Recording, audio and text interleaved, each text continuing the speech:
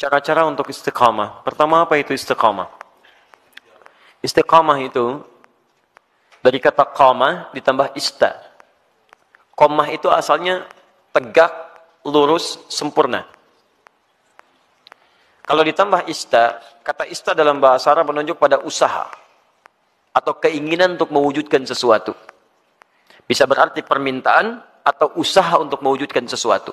Misal, kalau wujudnya permintaan, antum pernah dengar kalimat istighfar? Istighfar itu dari kata ghafara, artinya ampunan. Al-ghufru. Ditambah ista jadi istaghfar, minta ampunan. Sifatnya disebut dengan istighfar. Maka ista di sini fungsinya untuk memohon, meminta. Ada yang sifatnya usaha. Usaha untuk mewujudkan sesuatu. Misal, ta'ah, ketaatan. Ta'atun, bentuknya bisa ibadah. Haji bagian dari taat. Salat bagian dari taat. Ketika ditambah istata'a, sifatnya disebut istita'ah, maka istita'ah adalah ikhtiar usaha untuk mewujudkan ketaatan kepada Allah. Kalau dikaitkan dengan haji, artinya usaha agar bisa mewujudkan haji yang diharapkan. Ikhtiar agar bisa berhaji, singkatnya demikian. Maka disebut dengan istita'ah. Ketika Allah misalnya sampaikan, man istata'a ilaihi sabila, haji itu disebutkan istata'a. Ingat, terjemahan yang paling tepat bukan diterjemahkan dengan mampu, tapi berusaha untuk mampu. Kalau diterjemahkan dengan mampu berarti terbatas pada kalangan tertentu. Tapi kalau berusaha untuk mampu, artinya setiap kita punya peluang untuk mewujudkannya. Tergantung mau usaha atau tidak, itu poinnya. Wah, hati-hati dalam menerjemahkan sesuatu ya. Kadang-kadang setiap huruf bahkan harakat itu bisa memberikan makna tersendiri. Ya, antum simpulkan, saya belum istita'ah, kenapa? Belum ada harta, betapa banyak orang kaya yang belum bisa berhaji. Dan tidak sedikit orang-orang yang dipandang tidak mampu dengan hartanya, justru dia berangkat dalam haji. Itu luar biasa. Jadi ketika antum mau mewujudkan haji atau ibadah dengan baik, tambahkan ista, iringi dengan ikhtiar untuk mewujudkannya. Seorang gadis cilik namanya Naura pernah menulis surat kepada kami. Ya, dan saya menangis membaca itu dalam kamar hotel. Dan saya mendoakan kepada Allah supaya diwujudkan cita-citanya. Ustaz Adi, saya Naura, kelas 4 SD, baru hafal 4 juz ya Ustaz Adi. Mohon doakan saya agar bisa menjadi penghafal Quran. Saya ingin jadi hafid, ingin memberikan mahkota di kepala orang tua saya. Mohon doakan Ustaz Adi, semoga saya sekeluarga bisa umrah bersama Ustaz, haji ke Baitullah. Masya Allah. Saya diam, saya menangis. Dan saya bermohon kepada Allah agar menerima bagian dari doa dinda itu. Anak kecil polos menulis dengan guratan tangannya. Tum tahu apa yang terjadi? Dia cuma menuliskan kalimat, tapi kalimatnya sampai menggetarkan arsy. Saya baru tahu kemudian sehari sebelum ini, sebelum hari ini, hari Rabu kemarin. Kalau doanya sudah dijawab oleh Allah jauh sebelumnya. Dari mana doanya? Dialihkan lewat yang lain supaya ada sinergi dalam kebaikan. Syekh Ali Jabir yang pertama merespon itu. Awalnya saya ingin berangkatkan kemudian di bulan November, tapi Allah menginginkan lebih cepat dia berangkat. Kami akan berangkat umrah bulan November, tapi Allah menginginkan dia lebih cepat berangkat karena tangisannya, karena doanya, karena harapannya. Melalui Syekh Ali Jabir, Masya Allah, semoga Allah rahmati beliau, berikan kebaikan. Ya, kemudian diberikan dengan sekeluarganya umrah dari tulisan tangan anaknya yang diberangkatkan, dianya, adiknya, bapaknya, ibunya. Bayangkan bagaimana anak ini berusaha dalam kebaikan. Dan biasanya ibu bapak, kalau anak sudah soleh, orang tuanya dapat. Orang tuanya akan dapat. Musa, Masya Allah, saya doakan kebaikan untuk adinda Musa. Hafal Quran, 30 juz. Ketika dia hafal Quran, orang tuanya ikut diangkat. Anaknya berangkat haji, bapaknya ikut haji. Anaknya berangkat ke Jeddah, bapaknya ikut ke Jeddah. Semua orang tuanya. Dan yang dicari biasanya orang tuanya. Silahkan cek. Bukan berapa hartanya, bukan macam-macamnya. Ketika ada anak orang baik, antum akan tanyakan siapa orang tuanya. Silahkan cek. Makanya dalam ilmu hadis, ketika ada hadis diriwayatkan oleh seorang anak, maka nama anak akan dihilangkan, tapi dilekatkan pada bapaknya. Abdullah bin Abbas, nama aslinya Abdullah, bapaknya Abbas. Ketika ada hadis riwayat Abdullah bin Abbas, kalimat Abdullahnya dibuang. Disingkat jadi Ibnu Abbas, anaknya Abbas. Ingin menunjukkan karena Abdullah jadi baik karena peran bapaknya. Abdullah bin Umar, anaknya Umar, disebut Ibnu Umar. Silakan. Abdullah bin Amr bin As, dihilangkan Abdullahnya disingkat Ibnu Amr bin As. Kenapa? Ingin menunjukkan bahwa ada peran orang tua di dalamnya. Jadi kalau antum ingin anaknya soleh, orang tuanya soleh duluan. Soleh duluan. Dalam bentuk sikap ya, bukan bentuk nama. Ustaz, nama saya soleh, istri saya solihah. Kenapa anak saya belum begitu? Antum belum diwujudkan dalam bentuk ikhtiar. Itu masalahnya. Jelas ya? Di teman-teman, ayo masukkan nilainya ke situ, hadirkan ke situ, ikhtiar kita, dan insya Allah ada kebaikan di dalamnya. Yang paling menarik sekarang istiqamah. Istiqamah dari kata qamah. Qamah itu tegak, lurus, sempurna.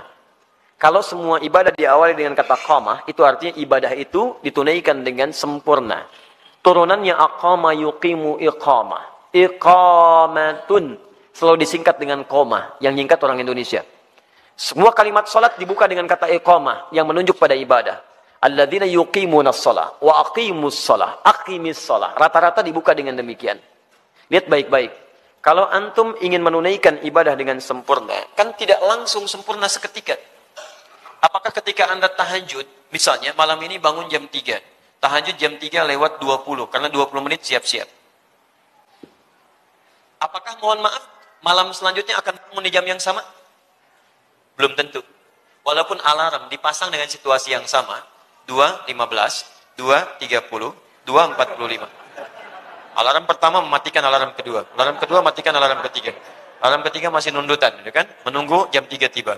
Nih, hari pertama bisa pas jam 3, tapi hari kedua belum tentu.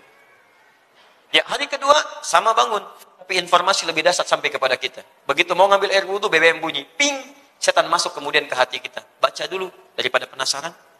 Begitu dibaca, Masya Allah, MU melawan Manchester City. Waduh. Pertemuan dua pelatih klasik antara Pep Guardiola dengan Jose Mourinho. Sekarang poinnya cuma beda 2, karena kemarin MU dia seri ya skornya, kemudian Manchester City menang, skornya cukup telak, 7-2 dia menang kemarin itu. Masya Allah. Sekarang akan pertemuan menentukan, kalau MU menang maka juara dia, poinnya 1 bedanya. Kalau Manchester City menang, poinnya beda 5. Wah, luar biasa. Terus orang ini suka bola lagi, itu yang masalah. Saya nggak pernah nonton, teman-teman, tapi kalau saya katakan saya nggak nonton, buang-buang waktu, tapi saya kalau ditanya insya Allah bisa jawab ya. Itu ya.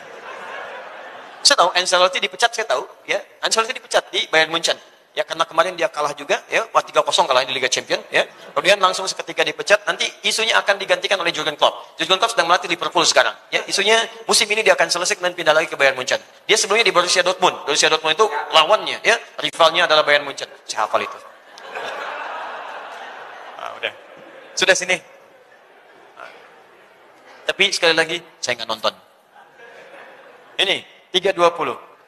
Antum berusaha mengatasi gangguan ini, berusaha untuk konsisten sempurna sesuai waktu dan keadaannya. Berusaha tambah ista. Dengan qamah. Disatukan jadi istaqama, yastaqimu, sifatnya disebut dengan istiqamah. Jadi istiqamah itu artinya usaha untuk konsisten dalam kebaikan atau ketaatan. Usaha untuk konsisten menunaikan ketaatan.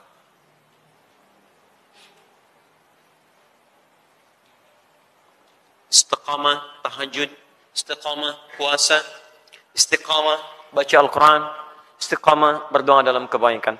Sekarang pertanyaannya, bagaimana cara saya bisa istiqamah? Itu pertanyaan terbesarnya. 1, istiqamah dimulai dengan ilmu, pengetahuan dulu. Kalau antum kerjakan sesuatu tanpa pengetahuan, maka tidak akan ada motivasi bagi kita untuk menguatkan hal yang ingin kita kerjakan. Bahkan Nabi SAW pun ketika akan diangkat menjadi Rasul, kemudian diberikan tugas beliau untuk berdakwah, itu jedanya 5 tahun sampai berdakwah, dan dari jeda itu diberikan dulu bekal pengetahuan. Apa ayat yang turun kepada beliau? Pertama kali wahyu pertama turun. Iqra. Diminta belajar dulu. Belajar. Baru kemudian setelah turun pengetahuan yang cukup, baru 5 tahun setelah itu, 615 Masehi, diberikanlah tugas kemudian dengan turunnya Quran surah ke-74, Al-Mudaththir, untuk berdakwah secara terang-terangan. Nah sekarang antum ingin istiqomah di bidang apa? Misal antum pilih dulu, saya ingin istiqomah satu-satu lah, gak usah semuanya. Misal, saya mau istiqomah dalam sholat dulu. Maka sebelum antum tunaikan ibadahnya, antum keluarkan dulu hadis-hadis, ayat-ayat dari Al-Quran, hadis dari Nabi, petunjuk sholat yang benar. Kalau antum tidak keluarkan ini, nanti antum akan istiqomah pada yang salah. Karena boleh jadi antum sholat dengan cara yang keliru. Salah takbirnya, kemudian salah rukunya, salah sujudnya, maka turunkan kemudian pengetahuannya untuk memudahkan kita dalam menunaikannya. 1. Yang kedua, keluarkan kemudian motivasi-motivasi positifnya. Ya, keutamaannya. Keutamaan itu untuk selalu memotivasi kita kala kita sedang menurun, ya, dalam mengerjakan amal soleh yang dimaksudkan. Misal, itu boleh dituliskan. Saya ingin tunaikan tahajud, ingin istiqamah. Antum keluarkan keutamaan tahajud, tuliskan. Ada 4 keutamaan tahajud dalam Al-Quran. Quran surah 17 ayat 79 sampai dengan 81. Paling kiri sebelah atas. 1, mengangkat karir di tempat terbaik. Asa ayyab'atsaka rabbuka maqaman mahmuda. 2, mendapat bimbingan Allah saat menjalani aktivitas. Wa rabbi adkhilni mudkhala sidqin.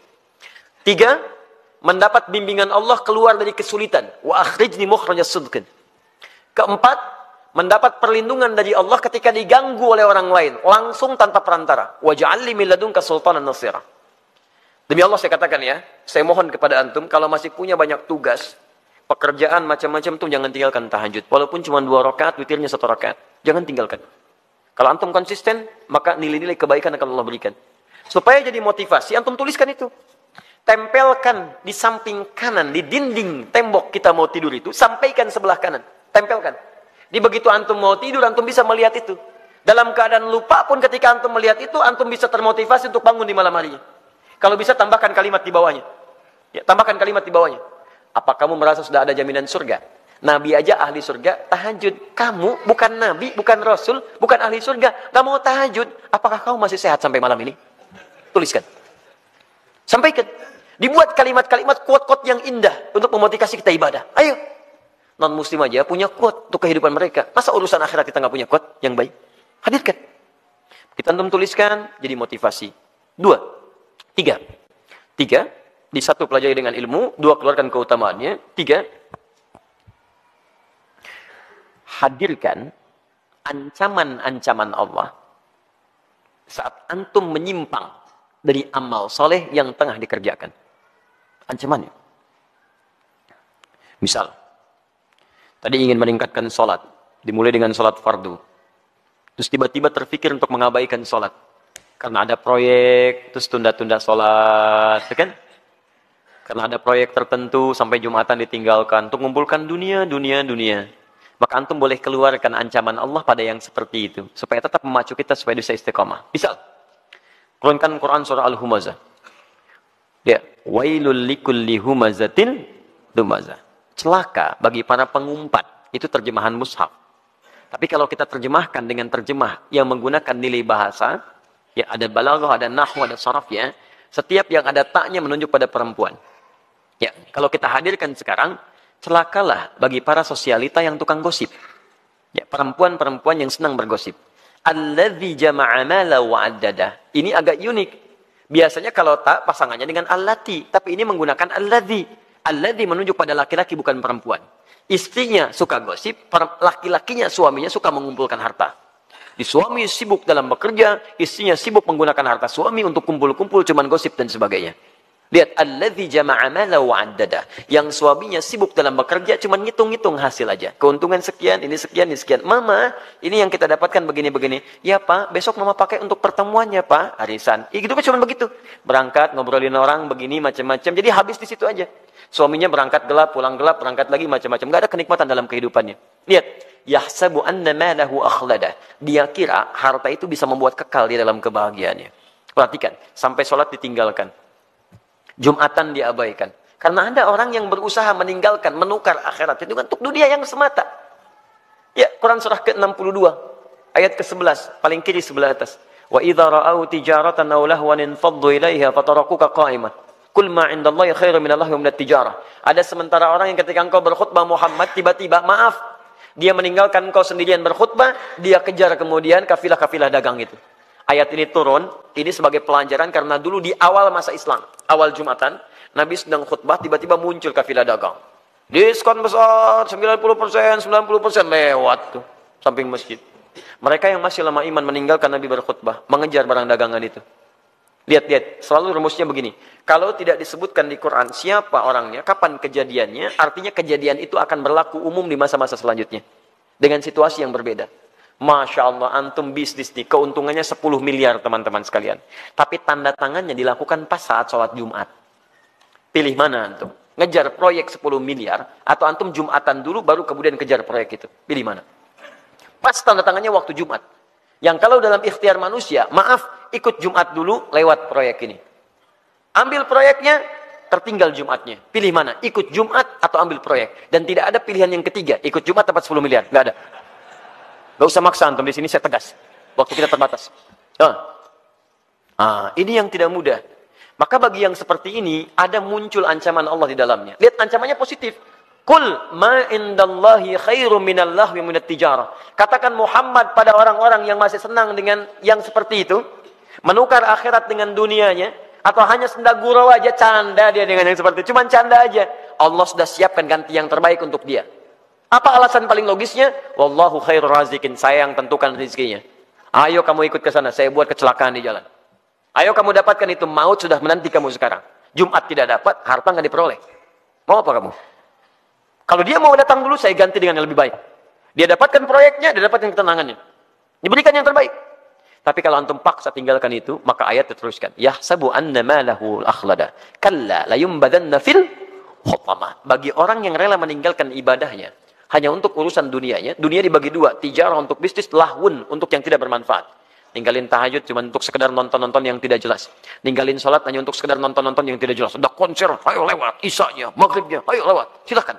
Beli tiket, beli ini, beli itu, ayo. Ada yang joget-joget, ada yang macam, ada yang mabuk, ini itu. Itu lahun namanya. Dia kira akan abadi dengan keadaannya. Lihat baik-baik. Saya siapkan neraka spesial, namanya Hutamah. Wa ma adraka mal Hutamah? Tahukah engkau apa tipikal neraka spesial Hutamah itu? Narullahil muqadah. Neraka itu spesial karena akan dibuat membakar dari ujung sampai dengan kedalamannya. Lihat. Allati tattali'u 'alal afidah, sampai dengan ke otak yang paling dalam. Innaha 'alaihim mu'sadah. Kalau dia enggak berubah, dia neraka itu mengintai menunggu. Kamu cepat pulang ya, saya tunggu. Cepat pulang, saya tunggu. Fi 'amadim mumaddadah, dan dia tidak dibiarkan tapi terikat secara singkat. Orang yang hidupnya mau meninggalkan ibadah hanya untuk urusan dunia, maka di nerakanya nanti, di neraka gambaran singkatnya, itu akan diikat begini. Bukan dilepas. Karena nanti ada orang di neraka yang biasa itu dilepaskan. Begitu haus dia ngambil air, airnya dari timah, ambil. Mau makan, makanan dari duri. La yusminu wa la yughni min ju'. Ayo ambil dan sebagainya. Tapi yang ini enggak punya kesempatan, diikat begini. Cara membakarnya, kalau yang lain apinya langsung, kalau ini tidak. Dari ujung kaki seperti dilas. Sampai dalamnya matang. Dan ini tidak akan pernah naik kalau belum matang. Awas, matang dulu. Begitu sudah matang naik, yang ini sembuh, ini matang dulu. Sampai ke ujung akal yang paling dalam, al-afidah. Afidah itu jamak dari fuad. Yang menentukan, yang merancang kegiatan kita. Seakan-akan Allah katakan begini, ini isi otak kamu ini apa sih? Yang lain masih mikir sholat, baca Al-Quran, macam-macam. Otak kamu ini lagi, maksiat lagi. Sampai meninggalkan ibadah, saya bakar sampai ke otak yang paling dalamnya. Supaya nampak isi otak kamu ini apa. Terus, dan diikat. Kalau mau coba silakan. Tapi disampaikan supaya kita tidak masuk ke dalamnya. Makanya antum keluarkan, tuliskan ancamannya. Begitu sudah seperti itu, maka berusaha untuk mewujudkannya. Bismillah, antum berdoa kepada Allah. Yang terakhir berdoa. Minta supaya dikuatkan oleh Allah Subhanahu wa ta'ala. Ya, minta supaya dikuatkan oleh Allah Subhanahu wa ta'ala. Makanya nanti ada doa-doa. Ya, ada doa-doa untuk bisa dikuatkan dalam keimanan. Allahumma tsabbit qulubana ala dinik. Ya Allah, kuatkan hati kami ya Allah dalam tuntunan agamamu. Rabbana la tuzigh qulubana ba'da idh hadaitana. Ya, wa hab lana min ladunka rahmah innaka antal wahhab. Ya Allah, jangan geser keadaan hati saya setelah saya kuat berada di jalan-Mu ya Allah. Anugerahkan saya keturunan terbaik untuk menjaga iman kami ya Rabb. Jadi, belajar ilmunya, belajar ketentuannya, hadirkan motivasinya, jauhi kemudian ancamannya, setelah itu berdoa kepada Allah untuk dijaga. Dengan itu, famastaqamu, disebutlah orang ini istiqamah. Tatanazzalu alaihimul malaikah, maka diturunkan oleh malaikat untuk menjaga sifat istiqamahnya. Nanti ada bisikan dari malaikat. Ada bisikan, masuk lewat sifat takwa. Di orang istiqamah itu, kalau ikhtiar tadi 4 ditempuh dengan baik, maka malaikat turun untuk menjaga dia. Tatanazzalu alaihimul malaikah, dijaga oleh malaikat. Apa penjagaannya? Bisa penjagaan terus kepada ibadah dan dijaga dari maksiat. Yang kedua, dijaga supaya tidak bersedih dalam kehidupannya. Allah khaufun alaihim walahum yahzanun. Dijaga supaya tidak sedih, artinya dia tenang. Dan dijaga supaya tidak gelisah, artinya dia senang dalam kehidupannya. Maka kalau malaikat sudah turun, Masya Allah, antum bisa rasakan sendiri. Dulu ketinggalan sholat fardu terlambat. Biasa-biasa, sekarang ketinggalan tahajud menyesal antum. Ya Allah. Ya Allah. Hebatnya, begitu ada pikiran maksiat, langsung diluruskan oleh Allah. Itu nggak baik buat saya. Tinggalkan. Itu nggak bagus. Tinggalkan. Nah, jadi demikian caranya bagi teman kita yang di Jember. Semoga Allah bisa berikan kebaikan-kebaikan untuk kita semua dan bisa menghadirkan sifat istiqamah dalam kehidupan kita.